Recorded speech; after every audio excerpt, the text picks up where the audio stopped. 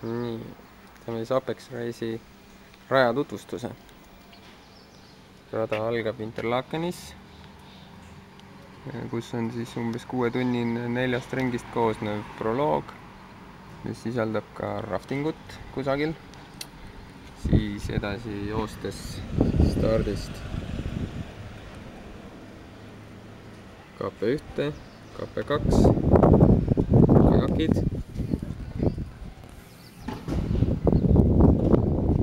KP3, KP4, tagasi KP5 ratastele, KP6,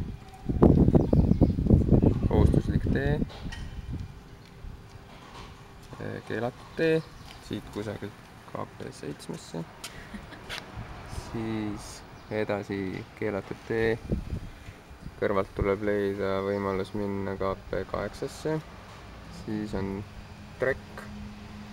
järve äärde, 9, 10, 11, uuesti rattad, tagasi 12, 13, umbes 600-meetrine tõus, 14 mööda mäe-nõlva,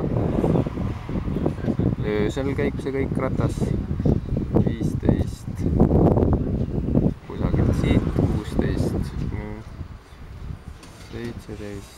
18, 19, rattaga edasi pikk kohustuslik rada, 20 ja veel rattaga edasi 21, veel rattaga 22, 23, kust hakkab trekk. Uuesti mäe otsa, 24, see on kilomeetrine tõus, siis 25 Kalju kohale, siis 26 on Slithornile tõus, 27 on Slithorni tipus olevad restoranid või Bondi filmist tuttavad, et on Pukkonenile meelepärane koht, 29, 30 läbi Oru, 31 tuleb tõusta mingisuguse hüti juurde. Slithornis oli siis umbes 2900 midagi 70 meetrit, siis tagasi alla ja Orgu mööda, kus lõpeb Jalksi ja algab rattaetapp Eigeri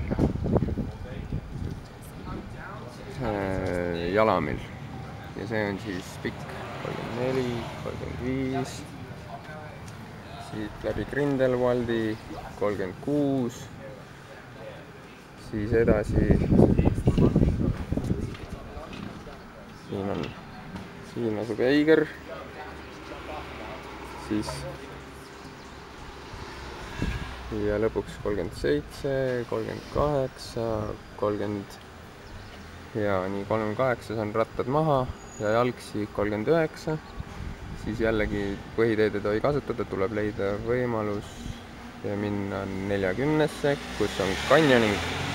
ehk siis kanjonis ujumine ja hüppamine, siis tagasi Jalksi jälle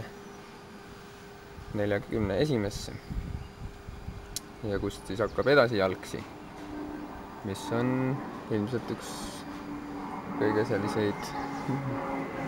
pikemaid Jalksisid, 42, 43, 44, 45 tõuseme Villerhornile ja siis hakkab Harju mööda, 46 Brienzer, Rotthorn, 47 tagasi alla Orgu, 48, siis hakkab uuesti Kajak, 49, 50, 51, oleme tagasi Interlakenis ja viimane vahetusala, siis tõuseme 52-le, mis on Interlakeni taga väike künkuke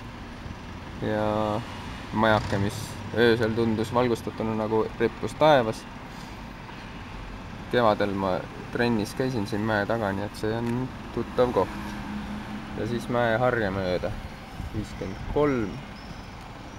siis läbi Suure Oru 54 järgmisele harjale, siis 55, siis läbi Oru veel ühe keskmisele Minale ja siit hakkab paragliding. Vaatage Interlakenile, üks sõidab, 2-3 tükki marsivad alla ja siis 4-5 kilomeetrine jooks finišisse. Nii et madistamist on ümber nende 2 järve.